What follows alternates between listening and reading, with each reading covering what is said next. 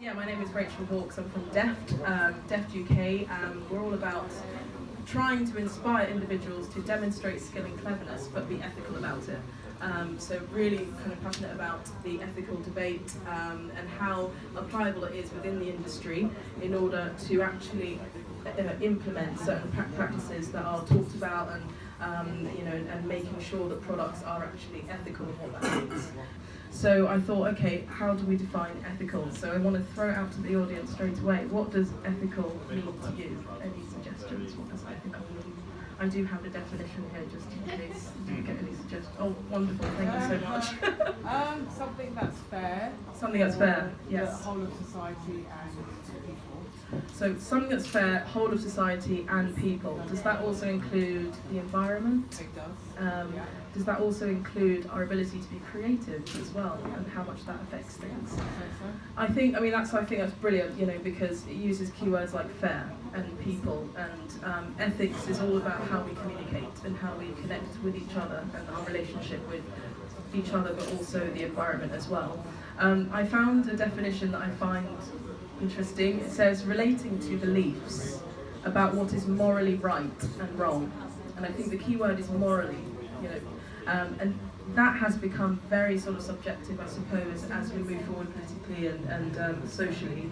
But I think there is a real importance when we're talking about ethics to start with the thought, thinking about what is morally right, engaging with that conversation, and looking to see how we can define it based on our own experiences, based on how we can approach relationships with each other. So, what does ethical clothing mean? Well, just doing the research that I've done, ethical fashion is an umbrella term which describes ethical fashion design, but also in terms of production, in terms of retail, and in terms of the purchasing as well. It's not just about the production of the product, it's not just about how the product is created, it's also about how it's purchased, and it's also about the holistic lifestyle of the garment, where the garment goes after it's been purchased as well. But why is it important? Why is it needed? This is a statistic I found really interesting.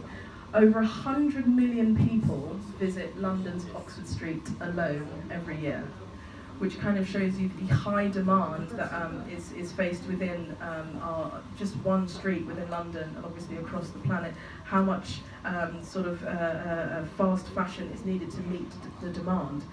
Now, when I think about ethical clothing, I think about slowing things down. When I first got introduced to this term, I was all about let's get things done yesterday. Yeah, Rachel, have you done that? Yeah, it's done yesterday. Let's speed everything up. But actually, what this term started to inspire in me, in my mindset, was just to kind of slow things down, which actually, interestingly, got quite a lot of people angry, because it's all about expectation, it's all about meeting demand, it's all about profit. But when you think about ethics, silence.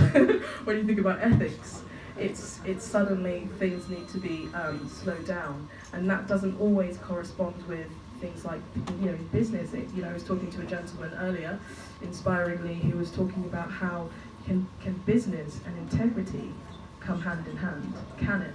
And I think it starts with a thought. So why be ethical within the fashion industry? Well, because it slows things down, because people have talked about it being more expensive, people have talked about it being more challenging, and trying to find manufacturers that are also about this conversation. I think the main reason I wanted to engage in ethical clothing was because it protects our planet. That was the first thing. It also allows for practices of creativity and innovation to be sustainable. So that if we create an idea which is wonderful, so inspiring, great, fantastic, how it's not actually going to negatively affect the environment. That practice is so often overlooked, and I think it's so easy for us as people who are creative and people who are interested in style and interested in fashion. It's so easy to see the results, but actually looking at how the process can be slowed down so that it reflects a bit more of integrity. Also, it develops things like soft skills, like respect between each other. If we can respect our environment, if we can respect the planet, it allows us to have that thought process to respect each other.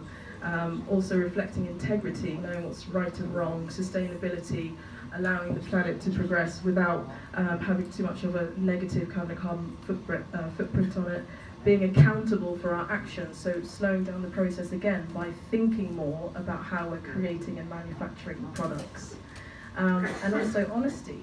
You know, it can be quite easy to say that one stands for something, but actually in practice it's really challenging to stand for those things, because it's like, oh, it's going to cost £100 more, or maybe I'll just, you know, look over that. But actually, how can I take a step back and go, it means more in the long run to allow things to be more sustainable and more accountable, and it reflects more integrity, I think.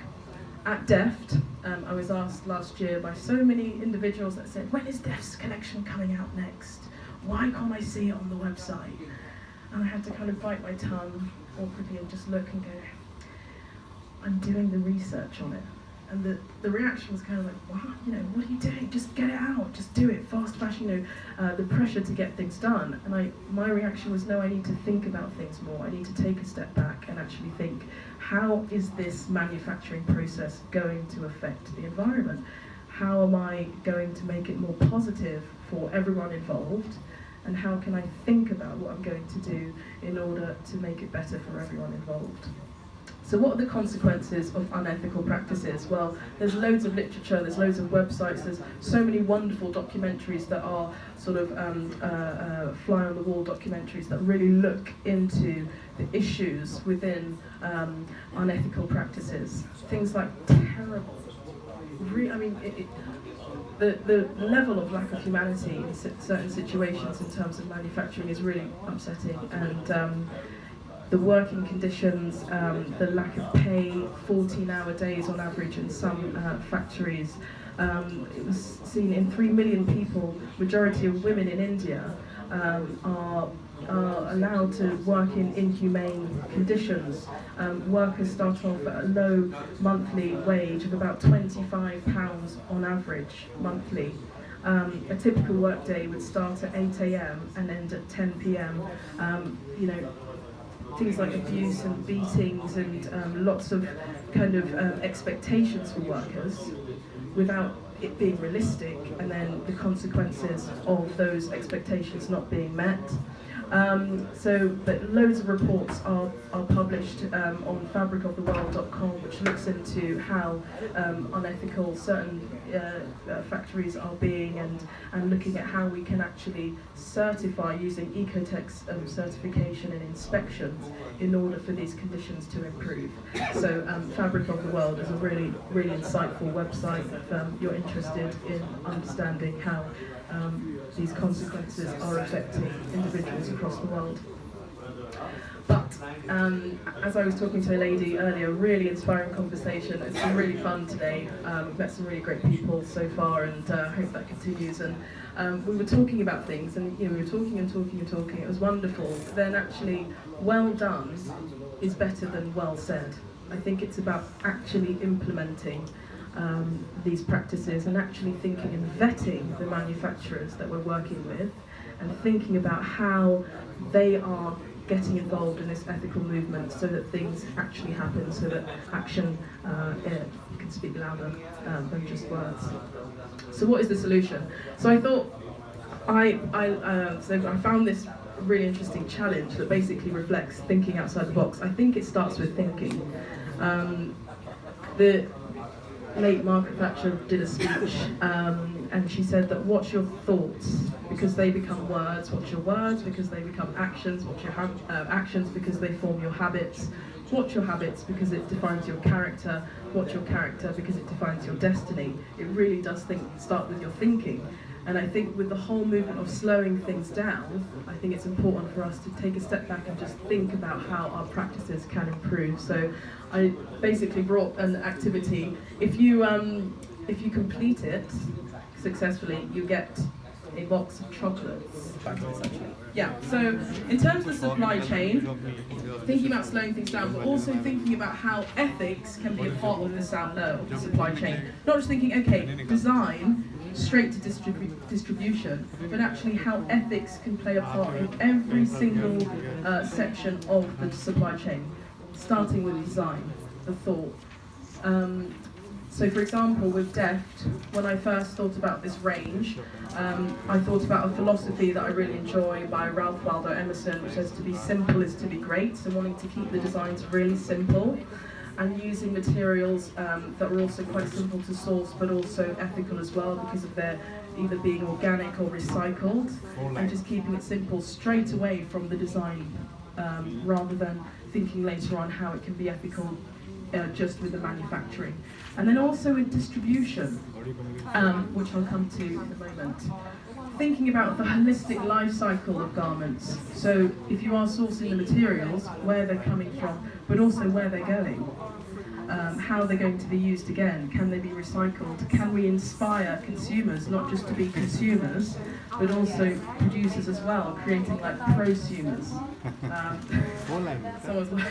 So creating prosumers based on our garments as well. Fabric and garment production, how we can think about the life cycle of those, the distribution and retail, the use of the garment, can it be used again, and also the disposal. If the garments need to be gotten rid of, how that can be done ethically or not at all, not disposed of at all.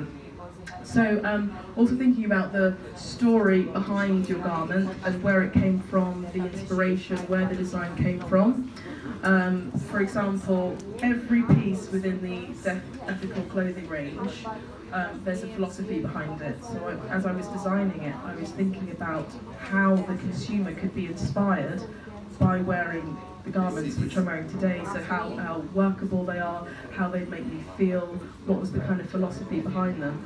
And like I said, it was based on simplicity. To be simple is to be great, just keeping it simple.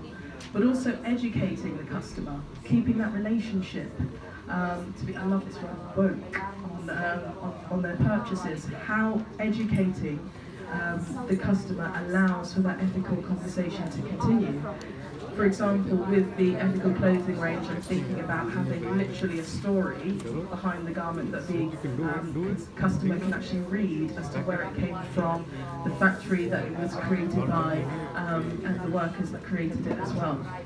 And thinking about how we can do this progressively. So like I said, creating a relationship between the producer and the consumer.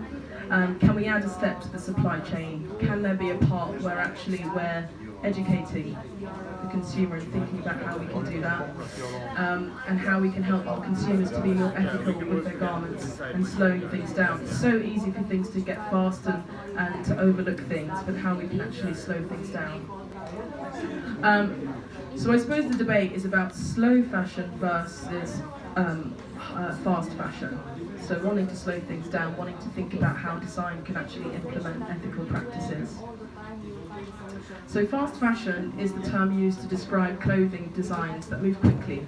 It's all about things being done on the catwalk to stalls, meeting trends. Collections are often based on designs presented at Fashion Week events. Fast fashion allows mainstream consumers to purchase trendy clothing at an affordable price, okay? And to meet those demands means that the conditions of workers isn't always ethical, which means that if you are using ethical manufacturers, the price is a little bit higher because they're paying their workers more.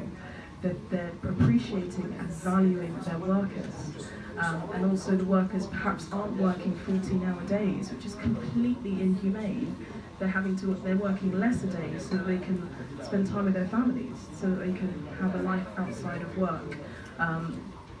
So slow fashion is the alternative to fast fashion and part of what has been called the slow movement, slowing things down, advocates for principles similar to the principles of slow food, such as good quality, thinking about the quality of garments, and then thinking about how the consumer can appreciate those garments in a different way than just fast fashion.